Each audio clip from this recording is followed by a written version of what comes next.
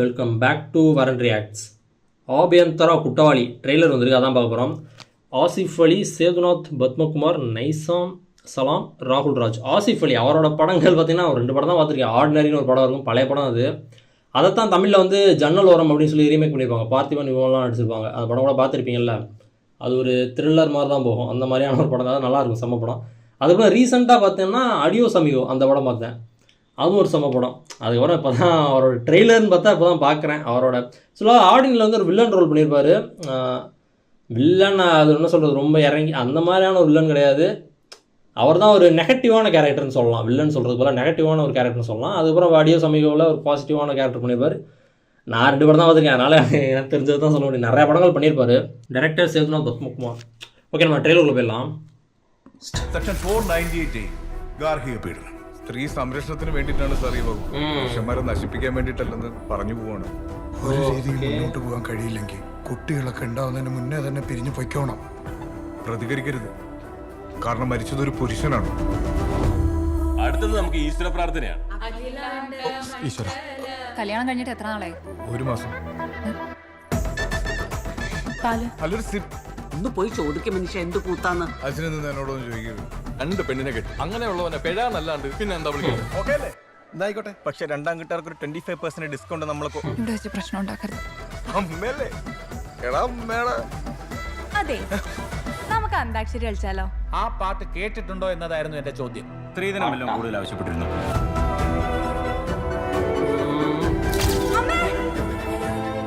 പതിവ്രതയാം ഭാര്യയെ പട്ടിണിക്കിടുന്ന നരൻ പരമഭക്തനായാലും ഗതിയുണ്ടാകും. Objection your honour. താനെന്താ പറഞ്ഞു? 2 അടിക്കണ്ടേ? അടുത്ത പണിയാണോ? അങ്ങനെ നിന്റെ ജീവിതം നശിപ്പിച്ചിട്ട് ഒരുത്തി ഉണ്ടാക്കണ്ട. അവൾമാർക്ക് വല്ല പണിയെടുത്ത് ജീവിക്കട്ടെ. സാറ് പറഞ്ഞാണ് കറക്റ്റ്. പുരാണത്തിൽ സീതാദേവിയുടെ മഹത്വം പറയുമ്പോഴും കഥയിൽ ശൂർപ്പണകമാരുമുണ്ട്.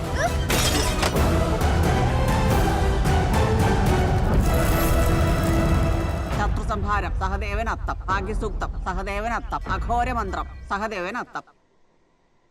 ஓகே, ஆக்சுவலாக அது மேரேஜ் ஆனதுக்கப்புறம் அந்த ஹஸ்பண்டுக்கு ஏதோ ஒரு என்ன சொல்கிறது அப்படி தான் நினைக்கிறேன். அந்த ஒரு லா சொல்கிறாங்கள, ஒரு செக்ஷன் சொல்கிறாங்களா 498A, அந்த லா அந்த செக்ஷனை யூஸ் பண்ணி அது வந்து பேசிக்காக வந்து விமனை வந்து ப்ரொடெக்ட் பண்ணுறதுக்காக தான். பட் அதை மென்னை காலி பண்ணுறதுக்காக யூஸ் பண்ணுற மாதிரி சொல்கிறாருல, அதுக்காக கிடையாதுன்னு சொன்னார் அவர். அதான் அதை வச்சு தான் ஏதோ ஒரு ப்ளே பண்ணுறாங்க போல். ஹஸ்பண்ட் ஆனதுக்கப்புறம் வந்துட்டு அது ஒத்து போகலேன்னு சொன்னதுக்கப்புறம் மேரேஜ் ஒத்து போகலன்னு சொல்லி மென்னெல்லாம் காலி பண்ணுற மாதிரியான ஒரு கதையாக இருக்குமோன்ற மாதிரி இருக்குது. அதான் இவரை பிடிச்சி டவுரி கட்டி எக்ஸ்ட்ரா அப்படின்றவங்களாம் ஏதோ கேட்குறாங்கல்ல, அப்படி தான் நினைக்கிறேன். என்ன கதை அப்படி தான் போகும் போல். இவங்க அந்த லா வந்து மிஸ்யூஸ் பண்ணி எப்படி காலி பண்ணுறாங்கன்ற மாதிரி கதை இருக்குது போல். அது லாஸ்ட்டாக கூட ஒரு டைலாக் வந்துச்சுல, அந்த புராணத்தில் சீதாதேவி எப்படி இருக்காங்களோ அவங்க இருக்காங்கள்ல, அவங்கள நம்ம புகழ்ந்து போடுறோம். ஆனால் அதே கதையில் தான் அவங்க பேர் என்ன போட்டிருந்தாங்க, நெகட்டிவ் ரோல் மட்டும் தெரியும். என்னது சம்திங் ஏதோ பேர் போட்டிருந்தாங்கல்ல, அவங்க நெகட்டிவ் ரோல்ன்றது தெரியும். எனக்கு ஓரளவு ஐடியா இருக்குது ஹிந்து மித்தாலஜி பற்றி. அதைத்தான் சொல்கிறாங்கண்ணா, அந்த மாதிரி பொண்ணுங்களும் இருப்பாங்க, அவங்க தான் மிஸ்யூஸ் பண்ணிட்டு இருக்காங்க அப்படின்ற மாதிரி, அந்த அந்த சட்டத்தை வந்து மிஸ்யூஸ் பண்ணுறாங்கன்ற மாதிரி சொல்கிறார் போல். நான் மாதிரி ஒரு பார்க்குறேன். സെക്ഷൻ 498 இந்த 498A டொமஸ்டிக் സ്ത്രീ സംരക്ഷണത്തിന് വേണ്ടിയിട്ടാണ് സാർ ഈ വകുപ്പ്. அந்த செக்ஷன் வந்து விமனை பாதுகாக்க தான். அதை சொல்கிறார்ல, இது நியாயம் இல்லாமல் போட்டு தள்ளுறது கிடையாது, மென்னோட லைஃப்பை காலி பண்ணுறது கிடையாது. മുന്നേ തന്നെ പിരിഞ്ഞു പൊയ്ക്കോണം. ஏதோ மிஸ் அண்டர்ஸ்டாண்டிங் കാരണം ஆகி മരിച്ചതൊരു പുരുഷനാണ്. അടുത്തത് നമുക്ക് ഈശ്വര പ്രാർത്ഥനയാണ്. ഈശ്വര, കല്യാണം കഴിഞ്ഞിട്ട് എത്ര നാളായി? 1 മാസം. டிவோர்ஸுக்கு அப்ளை பண்ணதுக்கப்புறம் அந்த மாதிரி வருதோ, ഒന്ന് പോയി முடியாதுன்னு சொன்னதுக்கப்புறம் அந்த மாதிரி അച്ഛനെന്ന് എന്നോടൊന്നും இல்லை ചോദിക്കരുത്. அவனை காலி பண்ணணும் அப்படின்னு சொல்லி இது பண்ணுறாங்களோ. പെഴാന്നല്ലാണ്ട് പിന്നെ എന്താ വിളിക്കേണ്ടത്? ഓക്കെ അല്ലേ? എന്നായിക്കോട്ടെ, പക്ഷെ 2ാം കിട്ടാർക്ക് ഒരു 25% ഡിസ്കൗണ്ട് നമ്മളൊക്കെ ഇവിടെ വെച്ച് പ്രശ്നം ഉണ്ടാക്കരുത്. 2 വയസ്സ് സെക്കൻഡ് மேரேஜ்லாம் சொல்கிறாங்க. அது அது ஒரு கதை போகும் போல. ആ പാട്ട് കേട്ടിട്ടുണ്ടോ എന്നതായിരുന്നു എന്റെ ചോദ്യം. സ്ത്രീധനം എല്ലാം കൂടുതൽ ആവശ്യപ്പെട്ടിരുന്നു.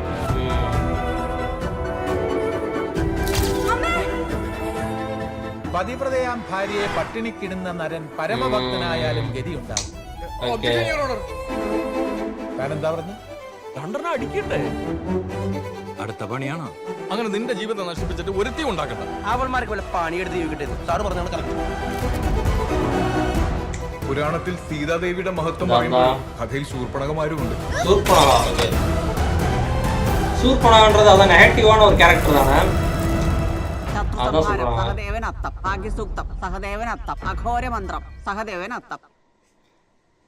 ஸ்டார்டிங்கில் ஒரு மாதிரியா அந்த மியூசிக்கே ஒரு மாதிரி என்ன சொல்கிறது மிஸ்டரிக்கலாக ஏதோ மாதிரி இருந்துச்சு.